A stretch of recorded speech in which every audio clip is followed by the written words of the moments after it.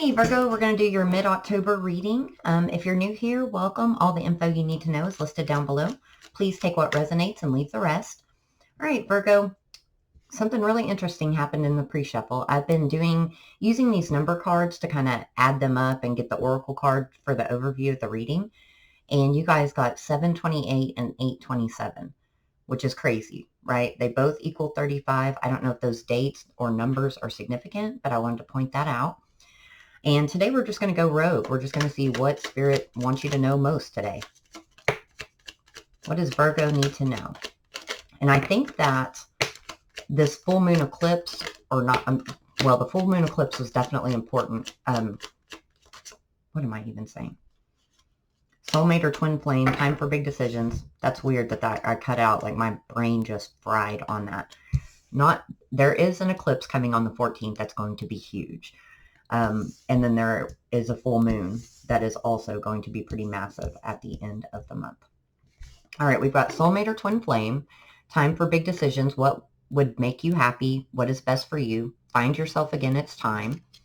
You're self-sabotaging and blocking your blessings. And remember, this can be reversed. So when it says you, it could also be the person that you're thinking of.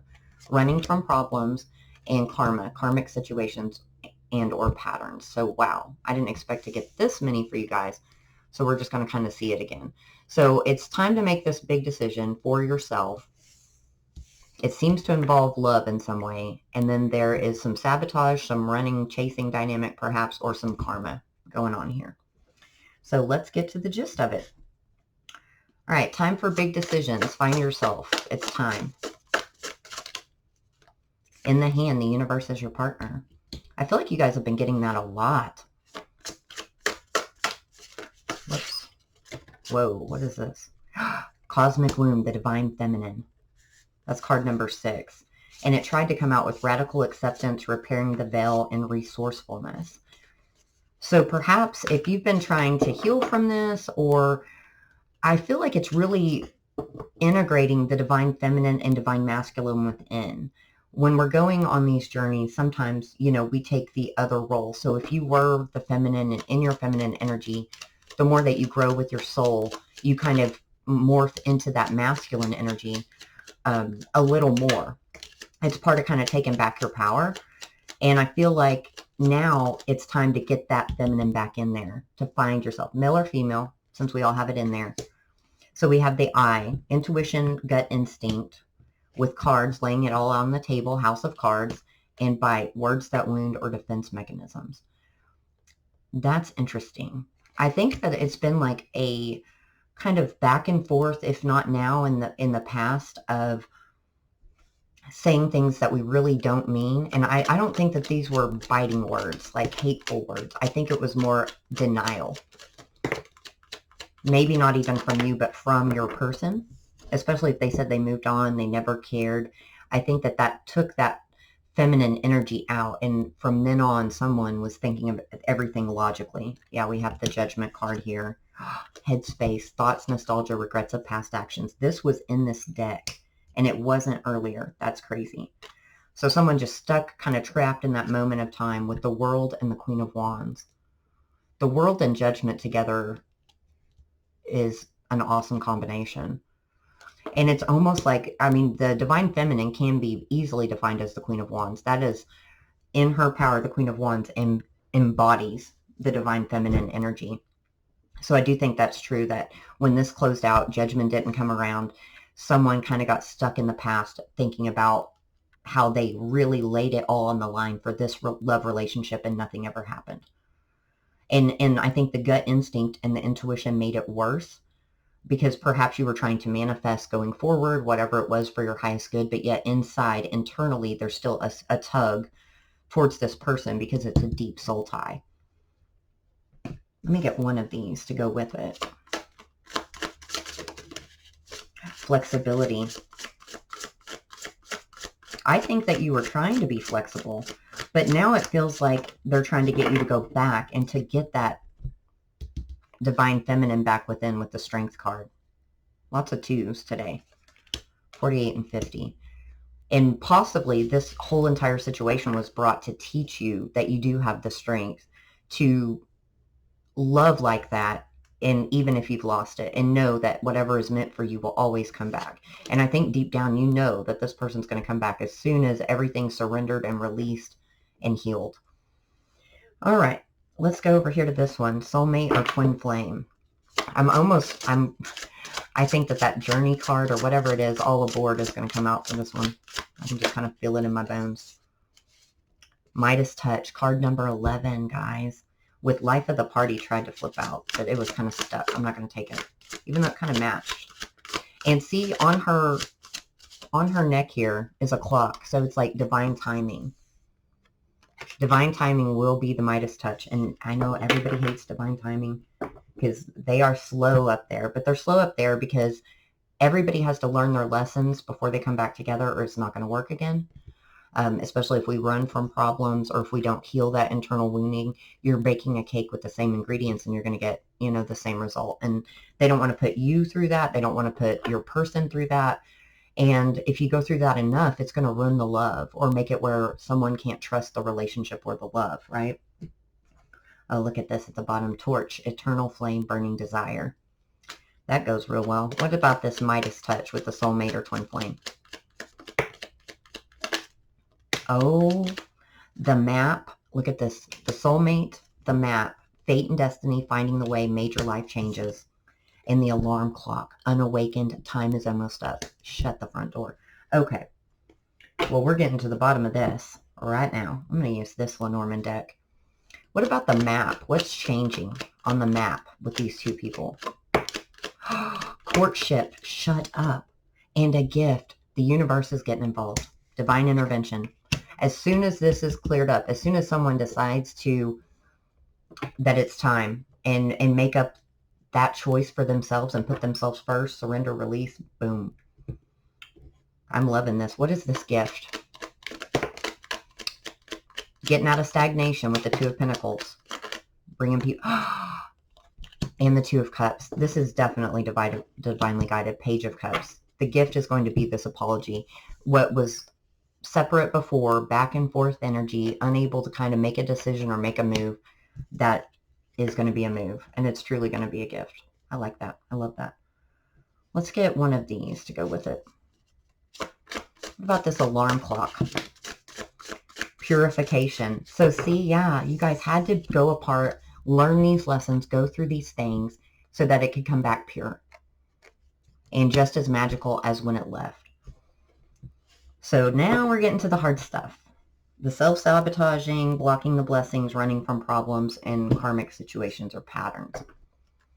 So let's see what that entails.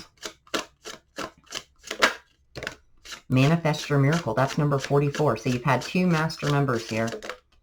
Life of the party. It does want to come out. So some of you might be escaping this and just ignoring it. If not you, your person. Going out, pretending like everything's fine. That would be for those of you that I think are more new to the separation phase or hasn't been as long. No, actually they're saying no. This has been covered up and ran from for quite a while. Eye to eye. With impossible. I always want to say impossible. It's number 18, which breaks down to 9, which means things are about to change. That cycle's about to close out. So someone just thinks it's not possible or they don't see the connection for what it is with the eye to eye card.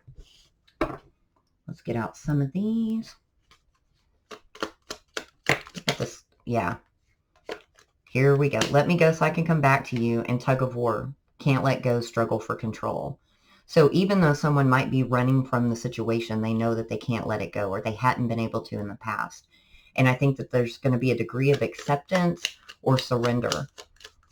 Because sometimes it takes a long time and nobody wants to hear that. It's so painful to hear that, having to wait 5, 10, 20 years for someone. But if it's a love this big and a love this pure, like that word is just sticking out, it's worth it.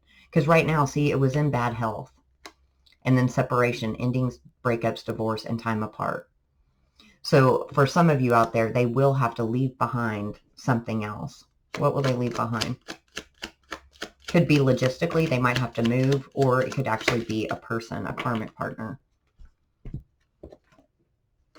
Message and distance horizons. Okay, so we're going to get a message.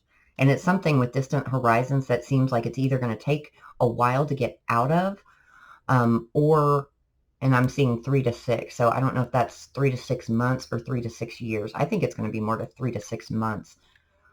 A message about that. Let's see. 10 of Pentacles, yeah. They've got to end something, a living situation for some of you out there.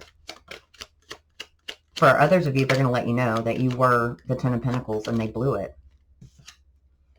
But they're ready to heal. The Star, that's also inspiration to come forward. Aquarius energy, and the Knight of Wands. I love this Knight of Wands because it's not rushing in and out like the horse is over here and she's right here. Everybody's having a good time. But she creates her own fire, right? So I think you created this fire within this person at the same level that they did for you. So what's this karmic situation or pattern? Yeah, here we go. 3 of Swords, 4 of Swords, and 9 of Pentacles. And the 6 of Wands also came out. So it's going to be a little tough situation. There's some healing needed that they're still going through, or maybe that's the reason they had to go through this karmic cycle. That's usually what happens to, it wakes people up and helps them realize things. But now they see the light, see that light shining on her, and they're ready to come forward. Are they going to come forward?